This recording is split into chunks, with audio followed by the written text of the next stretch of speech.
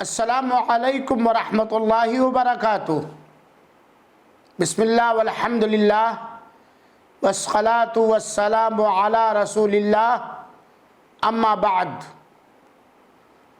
سوال یہ ہے، کیا ہم نجومیوں، پنڈوا، کاہن اور غیب کی خبر دینے والوں کی تصدیق کریں یا نہ کریں؟ اس کا مختصر جواب یہ ہے کہ ہم غیب کی خبر دینے والوں کی، چاہے وہ کاہن ہوں، چاہے نجومی ہوں، چاہے پنڈوا ہوں، یا چاہے ہتھیلی وغیرہ دیکھ کر بتلانے والے ہوں، ان کی تصدیق قطعاً نہ کریں، بالکل نہ کریں۔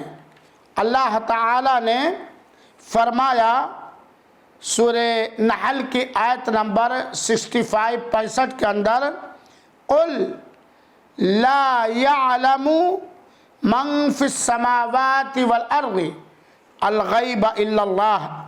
دوسری جگہ اللہ نے فرمایا، قُلْ لَا يَعْلَمُ مَنْ فِي السَّمَاوَاتِ وَالْأَرْضِ الْغَيْبَ إِلَّا اللَّهِ۔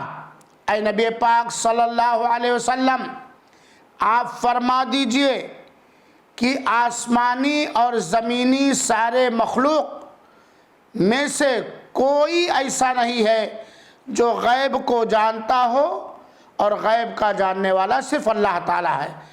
تو اس آیت کریمہ سے بات واضح طور پر یہ بات معلوم ہوتی ہے کہ اللہ تعالیٰ کے علاوہ آسمان میں جو لوگ ہیں یا زمین میں جو لوگ ہیں، کوئی بھی قطعاً غیب نہیں جانتا۔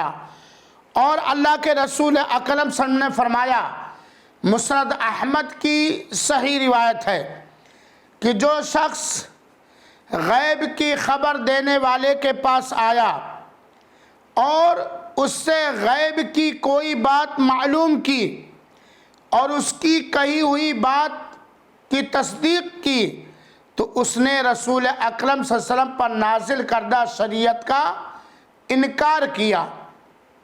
تو قرآنی آیت اور حدیث رسول سے یہ بات معلوم ہوتی ہے کہ غیب کے خزانوں کی ساری کنجیاں صرف اور صرف اللہ وحدہ لا شریک کے پاس ہے، اور کسی ایسے شخص کے پاس ہمیں اور آپ کو قطعاً نہیں جاننا چاہیے جو غیب دانی اور غیب جاننے کا دعویٰ کرے یا غیب کی باتوں کی خبر دے، اور اس کی باتوں کی ہمیں بالکل تصدیق نہیں کرنی چاہیے۔